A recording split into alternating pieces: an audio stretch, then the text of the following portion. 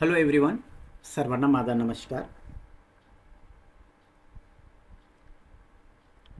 9 November 2025ला होणाऱ्या MPSC राज्यसेवा परीक्षेचे आज आयोगाचं गाईडलाईन्स आलेली आहे.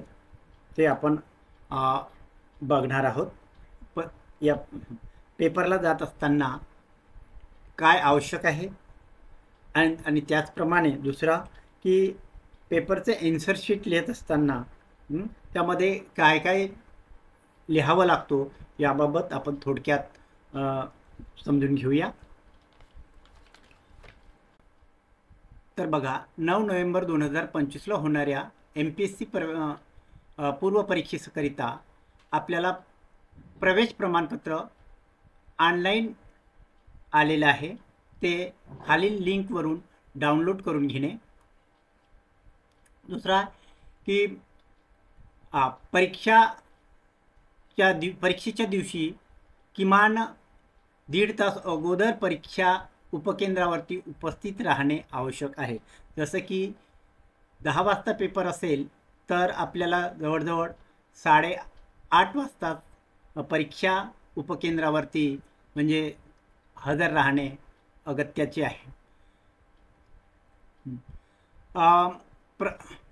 अंतिम परीक्षेसाठी विहित केलेल्या वेळेनंतर कोणत्याही परिस्थितीत उमेदवाराला प्रवेश दिला जाणार नाही. म्हणजे उशिरा आपण गेलं तर आपल्याला प्रवेश दिला जाणार नाही.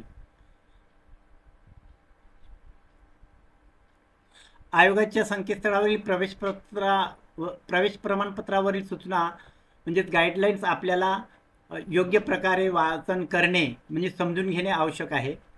त्या सूचनांचे जर आपण उल्लंघन केलं तर आपल्याला डिबार्ड केला जातो. म्हणजे त्या आयोगाच्या नियम कायद्यातील तरतुदीनुसार आपल्यावरती कारवाई होऊ शकते. म्हणून त्या सूचनांचं गाईडलाईन्सचं आपल्याला म्हणजे पालन करणे अनिवार्य आहे. प्रमाणपत्र मिळवण्यात कोणत्याही अडचणी आल्यास जे नंबर दिलेले आहेत, ईमेल आहे किंवा मोबाईल नंबर दिलेले आहेत, त्यावरून आपण म्हणजे मदत घेऊ शकतो. मदत आपल्याला प्राप्त होऊ शकते. आपल्याला कल्पनाच आहे की ही परीक्षा 28 सप्टेंबर 2025ला नियोजित केलेली होती, परंतु अतिवृष्टीमुळे ते कॅन्सल केलेली आहे. आणि ते प्रमाणपत्रसुद्धा त्यावेळेस जे आपण डाउनलोड केलेलं आहे ते प्रवेश प्रमाणपत्र आपल्याला यावेळेस ग्राह्य धरल्या जात नाही. तर 9 नोव्हेंबर 2025चं प्रवेशपत्र हेच ग्राह्य धरल्या जाते आणि ते नवीन प्रवेशपत्र आपण डाउनलोड करून घ्या. बघूया ॲडमिट कार्ड गाईडलाईन्स. परीक्षा कक्षामध्ये प्रवेश मिळवण्यासाठी आपण डाउनलोड केलेलं प्रवेश प्रमाणपत्राची प्रिंट काढून घेणे. पेपरला 1.5 तासापूर्वी अगोदर हजर राहणे. नंतरचा ओळखीच्या पुराव्यासाठी आपल्याला आधार कार्ड, पॅन कार्ड, त्याचप्रमाणे पासपोर्ट आणि स्वतःचा नवीन छायाचित्र किंवा पासपोर्ट फोटो आवश्यक आहे. परीक्षा कक्षामध्ये आपल्याला मोबाईल वगैरे नेता येत नाही. तसेच त्याचप्रमाणे आपण आपल्या इतर मित्रमंडळींना किंवा नातेवाईकांना सुद्धा परीक्षा कक्षामध्ये प्रवेश नसतो. आता बघा की सर्वात महत्त्वाचं म्हणजे परीक्षा कक्षामध्ये आपण प्रवेश केल्यानंतर स्वतःचा बैठक क्रमांक योग्य लिहिणे आणि त्याच ठिकाणी आपण जाऊन बसतो तो काही नाही आणि अचूक लिहिणे. आणि नंतर त्या ठिकाणी पार्किंगची व्यवस्थासुद्धा नसते. प्रश्नपत्रिका उत्तरपत्रिकेचे वर दिलेले बैठक क्रमांक आहे, संच क्रमांक, विषय क्रमांक ते अचूकपणे नमूद करणे आवश्यक आहे. तर आपण बघूया की कशा पद्धतीने ते लिहिले जाते.